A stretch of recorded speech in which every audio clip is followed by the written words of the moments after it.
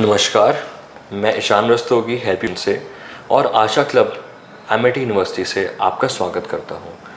आज हम सहज हॉस्पिटल के director and pulmonologist doctor R K. Chaudhary ji के साथ बैठे हैं और आज हम उनसे कुछ अस्थमा के बारे में बात करेंगे।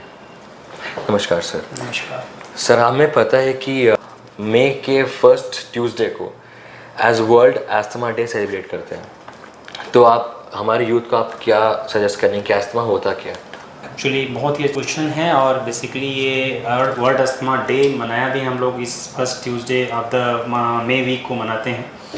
और हमारी पूरी फैटर्निटी, मेडिकल फैटर्निटी की कोशिश होती है कि हम लोग अस्थमा बीमारी के बारे में ज़्यादा से ज़्यादा लोगों को अवेयर करें, क्योंकि यह बीमारी एक ऐसी बीमारी है जो सोसाइटी में या पूरी इंडिया में या ये कहें कि पूरे विश्व में इस बीमारी का एक बर्डन या प्रेवलेंस बहुत ज़्यादा है जी।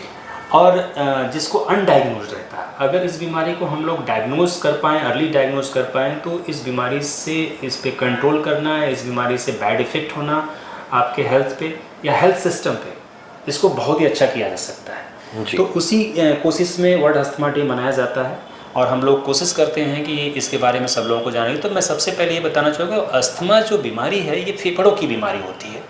अगर अंग की बात करा जाए तो फेफड़ों से रिलेटेड ये बीमारी है। और यूजुअली जो फेफड़े की सांस की नलियाँ होती हैं, लाइक दैट कि मैं अगर ये दिखाऊं कि ये 3 तरह के ट्यूबिंग ली है, जिसमें अगर हम लोग देखें तो जो सबसे पहली ट्यूबिंग है इसकी सर्किल में अगर डायामीटर देखेंगे तो अच्छा खासा दिख रहा होगा जी। देन अगेन जो दूसरी ट्यूबिंग है उसमें डायामीटर कम हो जाता है, उसमें अगेन जो नेक्स्ट ट्यूबिंग है उसमें और सीवियरली ये डायामीटर कम हो जाता है। तो इस बीमारी में यूजुअली डिफरेंट टाइप के एलर्जिक ट्रिगर की वजह से, एलर्जेंस की वजह से ये जो सांस की नलियां हैं हमारी संकुचित होने लगती हैं, कंस्ट्रिक्टेड होने लगती हैं, जिसकी वजह से हमारे फेफड़ों में हवा का आना और जाना कम हो जाता है, जिसकी वजह से व्यक्ति को सांस लेने में तकलीफ या उसको सांस लेने में सीटी जैसी आवाज़ का आना या उसको बहुत सारी खांसी होना, जो कि ज़्यादातर सूखी रहती है। ये प्रमुख लक्षण हैं अस्थमा बीमारी के। तो कोई भी व्यक्ति इन सारी लक्षणों में से या कोई भी एक लक्षण है तो हम उसका सस्पिशन करते हैं कि उसे अस्थमा हो सकता है जी। सर, एज अ कम्युनिटी अगर हम एक हो जाए तो सर हम अस्थमा फ्रेंडली कम्युनिटी कैसे बना सकते हैं? देखिए, सबसे जो बेहतर उपाय है कि आप अभी कम्युनिटी से हेल्प ले सकते हैं या किसी भी व्यक्ति से तभी हेल्प ले सकते हैं, सोसाइटी से तभी हेल्प ले सकते हैं जब आपको उस चीज़ के बारे में जानकारी हो, जैसे कि अस्थमा के बारे में जानकारी हो। तो अगर हमें इसके बारे में कम्युनिटी से हेल्प लेना है तो हमें ज़्यादा से ज़्यादा लोगों को अवेयर करना चाहिए। इस तरह के जैसे हम लोग प्रोग्राम बनाते हैं, हमें स्कूल लेवल पे, हमें ऑफिस लेवल पे, हमें किसी तरह के इंस्टीट्यूट लेवल पे, हमें पब्लिक फोरम पे जा कर के हमें ज़्यादा से ज़्यादातर लोगों को इस अस्थमा बीमारी के बारे में अवेयर करना चाहिए। और उसके बदले में कम्युनिटी से हम हेल्प ये ले सकते हैं कि अगर कम्युनिटी के जितने लोग अगर जानते हैं कि हाँ कोई व्यक्ति उनके आस पड़ोस, फैमिली मेम्बर, फ्रेंड लिस्ट या सोसाइटी में कोई भी रहता है कि जिसे इस तरह के पर्सिस्टेंट प्रॉब्लम देख रहे हैं, जिसमें उसको बराबर खांसी आ रही है या सांस फूल रही है, तो एटलीस्ट उसको एक बार टोकें और बोलें कि भाई आपको जाकर के डॉक्टर से मिलना चाहिए जी। क्योंकि अगर कोई भी बीमारी अगर लंबी समय से खांसी की अगर सांस की हो रही है तो कोई ना कोई तो परेशानी उसके लंग में या फेफड़े में चल रही है, कोई तो बीमारी डेवलप हो रही है, जिसको हम लोग अगर डॉक्टर के पास उसे बार बार या ले जाते हैं या आप हेल्प करते हैं तो एटलीस्ट वो डायग्नोज हो सकती है जी। जिसमें अस्थमा बीमारी भी वही है कि अगर आप एक बार डॉक्टर के पास पहुँचते हैं तो एटलीस्ट उसको डायग्नोज किया सकता है। दूसरी हेल्प की, चूँकि कम्युनिटी ही सब कुछ होती है, क्योंकि ये अस्थमा बीमारी एक तरह से कहें कि इन्वायरमेंटल पॉल्यूशन, स्मोक या इस तरह से रिलेटेड बीमारी है, जहाँ से डस्ट, फ्यूम, स्मोक, पॉल्यूशन जितने भी टाइप के हैं स्मोक्स, उसकी वजह से इस बीमारी का बढ़ना होता चला जा रहा है। तो कम्युनिटी का रोल है कि ऐसी जगहों को, ऐसी चीज़ों को जहाँ पे स्मोक बहुत बनता हो, पॉल्यूशन बहुत होता हो, डस्ट बहुत होती है, उस पर काम करे ताकि ये चीज़ ना हो। कोई इंडस्ट्री में काम कर रहे हैं तो वहाँ स्मोक मैनेजमेंट अच्छा होना चाहिए जी। कोई ऐसा पब्लिक जगह प्लेस है तो वहाँ पे धुआं या पोल्यूशन नहीं करना चाहिए। पेड़ ज़्यादा लगाना चाहिए। डेफिनेटली पेड़ लगाने से आपका पोल्यूशन, चाहे वो ग्लोबल वार्मिंग, जितनी भी सारी चीज़ें हैं वो अच्छी होती हैं। तो ये मुख्यतः कम्युनिटी का रोल है, जो कम्युनिटी हेल्प कर सकती है इस बीमारी को कंट्रोल करने के लिए। सर आपसे एक बहुत इम्पोर्टेंट क्वेश्चन पूछना चाहूँगा मैं। जैसे कि अभी इन्हेलर्स आते हैं, दवाइयाँ आती है अस्थमा के लिए, बढ़ते हुए सर अगर आप देखें टेक्नोलॉजीज़ को जो काफ़ी एडवांस हो रही है, जैसे आपका AI भी आ रहा है, आपको क्या लगता है कि सर वो कैसे हेल्प करेगा इन सब चीज़ों? अच्छा क्वेश्चन है, क्योंकि जैसे जैसे एडवांस होता जा रहा है, सारी चीज़ें डिजिटलाइजेशन होता जा रहा है, हम बहुत सारी मेडिसिन AI बेस्ड होते जा रहे हैं।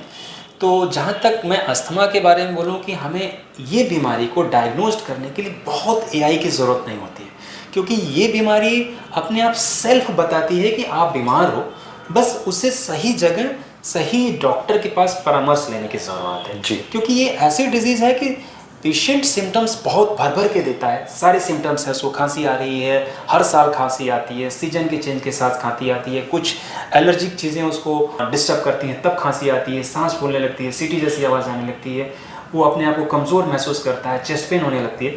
तो बहुत सारे सिम्टम्स हैं जो पेशेंट खुद बताता है, तो बहुत ज़्यादा AI की ज़रूरत नहीं डायग्नोसिस पर्पज़ से। Diagnosis can be managed with the clinical symptoms, all these things, and some parameters, some diagnostic tool are there जो हमें बहुत अच्छी तरह से, जैसे स्पायरोमेट्री टेस्ट होते हैं जिसमें हम लंग कैपेसिटी टेस्ट करते हैं और हमें डायग्नोसिस करने में आसान है। हाँ, रही बात अब हमें एडवांस टेक्नोलॉजी या एडवांस मेडिसिन की, तो newer drugs in the form of inhalers are now available, जो और अच्छे हैं, बेहतर हैं, जो सांस की कंस्ट्रक्शन को और बेहतर कर सकते हैं। वन टाइम ड्रग्स आ गई हैं जो एक बार इनहेलर लेने से 24 घंटे का हेल्प होने का। और जो सबसे latest advancement on the asthma management या ट्रीटमेंट है वो बायोलॉजिकल थेरेपी है। Biological therapy is like that the therapy which work directly on the process या pathology of the disease, but the only thing is that कि it is costly, but definitely it is the very good treatment now that is. So हम biological therapy के बारे में अब बात करने लगे हैं कि जहाँ जहाँ भी अफोर्डेबिलिटी इशूज़ नहीं होते हैं वहाँ पे हम लोग बायोलॉजिकल थेरेपी देना सजेस्ट करते हैं। एंड मेरे ख्याल से आने वाले दिनों में धीरे धीरे ये बायोलॉजिकल थेरेपी जो है उसके भी कास्ट डाउन होंगे, ताकि हम लोग ज़्यादा से ज़्यादा पेशेंट्स को ये थेरेपी दे पाएँ और उससे अच्छा कंट्रोल कर पाएँ। सर मैं आपसे ये पूछना चाहूँगा, जैसे अभी बच्चे हैं, लाइक अभी रिसेंट रिसर्च में पाया गया कि बच्चों में अस्थमा की प्रॉब्लम बढ़ती जा रही है, तो सर आप उनके पेरेंट्स को आप क्या चीज़ बोलेंगे जो बच्चे उसमें कंट्रोल करें, उनको अस्थमा प्रॉब्लम जो है वो फेस ना करनी? अच्छा क्वेश्चन है। एक्चुअली अगर मैं अस्थमा के बारे में बोलूँ कि ज़्यादातर लोगों को ये भ्रांति है कि अस्थमा बीमारी केवल बच्चों में होती है, लेकिन ऐसा नहीं है। हाँ, बच्चों में एक पॉपुलेशन, ऐसी पॉपुलेशन है जहाँ पे overall burden of disease is very high, कि एक एडल्ट यंगर एज से लेके एडल्ट तक अस्थमा के मरीज बहुत ज़्यादा हैं, but it can happen on any of age, मतलब even on the older patient, मतलब पूरी ज़िंदगी व्यक्ति ने कभी भी कोई भी एलर्जी बीमारी उसके लाइफ में नहीं रही और 60 साल की उम्र में उसे आज अस्थमा बीमारी पाई जा रही है। तो अब उम्र का एक जो पड़ाव है कि हाँ केवल बच्चों में होता है, ऐसा नहीं होता है, बट बच्चों में फ्रिक्वेंसी ज़्यादा है। तो ऐसे में सबसे बड़ा जो इशू होता है, क्योंकि बच्चे अपनी परेशानी बहुत अच्छे से नहीं बता पाते, तो वहाँ रोल आता है पेरेंट्स का, क्योंकि पेरेंट्स ही वो लोग हैं जो अपने बच्चे का केयर कर सकते हैं, डॉक्टर के पास ले जा सकते हैं, उन्हें कंसर्निंग लगेगा कि something is going bad in their child's.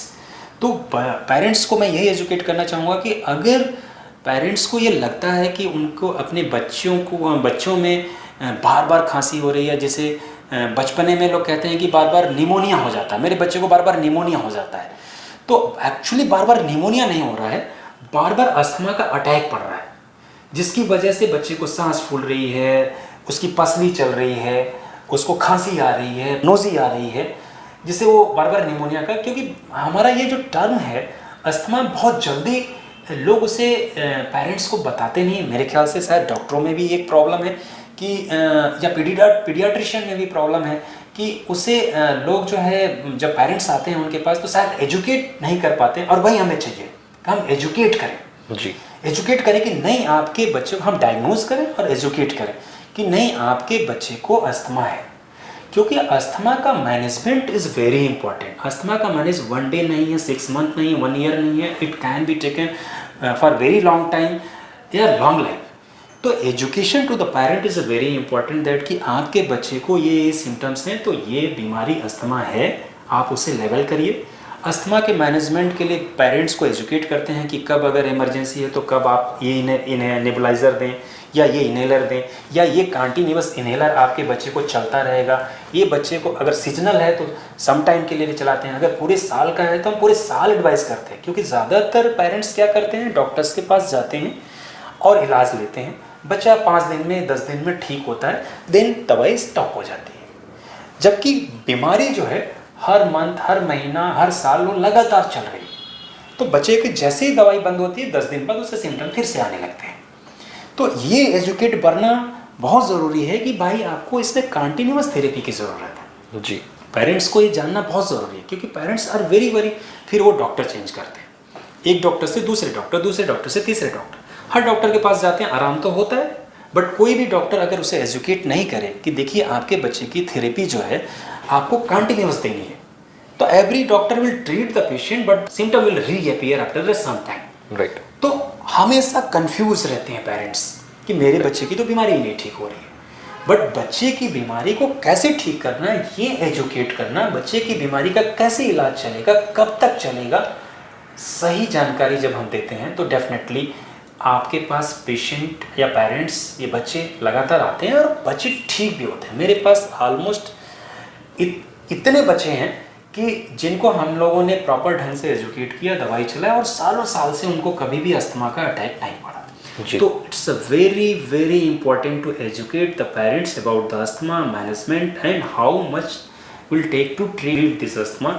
या कब तक इलाज चलेगा। It's a very important point. Right sir, आखिरी में आपसे मैं एक चीज़ पूछ चाहूँगा सर, आप कुछ हमारे यूथ्स को बोलना पसंद करेंगे कि मतलब क्योंकि आजकल बहुत ज़्यादा स्मोकिंग एक ट्रेंड हो गया है यूथ्स के लिए, उसके लाइक प्रति आप कुछ बोलना चाहेंगे? डेफिनेटली स्मोकिंग एक ऐसा पार्ट है जो हम बोलें कि किसी भी बीमारी में, मतलब अगर आप एलर्जिक बीमारी बोलें, क्रोनिक लंग बीमारी बोलें, लंग कैंसर बोलें या different type of cancer in all over the body, every ILD interstitial lung disease, ये ऐसी कुछ बीमारियां हैं या बहुत सारी ऐसी बीमारियां हैं जिसमें स्मोकिंग का डायरेक्ट एंड इनडायरेक्ट इफेक्ट होता ही होता है। और ख़ास तौर से जितनी भी लंग्स की बीमारी है, चाहे वो अस्थमा हो, COPD हो, चाहे निमोनिया डेवलप हो जाए, चाहे ILD क्रोनिक लंग डिजीज़ हो जाए, चाहे आपके ये कहें ट्यूबरक्लोसिस हो जाए, जितनी भी सारी बीमारियां आप सोच सकते हैं उसमें क्रोनिक स्मोकिंग का एक बैड इफेक्ट है जी। क्योंकि स्मोकिंग करने से जो भी उसका धुआं है, जो भी उसके केमिकल्स हैं, that damage your the protective layer of your lungs. जो डिफेंस मैकेनिज्म है वो आपके म्यूकोसल लेयर को डिस्टर्ब करते हैं या आपके डैमेज करते हैं, इम्यून सिस्टम को डैमेज करते हैं, आपके नॉर्मल जो आर्किटेक्चर है उसको डैमेज करते हैं, जिससे डिफरेंट बीमारियां होती हैं, इवन की लंग कैंसर तक होता है। तो मैं सारे यूथ से क्या, मैं सबसे ये गुजारिश करूंगा या मैसेज देना चाहता हूं कि यह एक ऐसा एडिक्शन है जो एक नहीं डिफरेंट टाइप की बीमारियों को आपको न्योता देता है या बढ़ाता है, मल्टीप्लाई करता है, बीमारी को और ज़्यादा एग्रेसिव करता है। इसलिए इसके सेवन से तो बचना बहुत ज़रूरी है। Thank you so much sir आपके टाइम के लिए। Thank you so much. Thank you.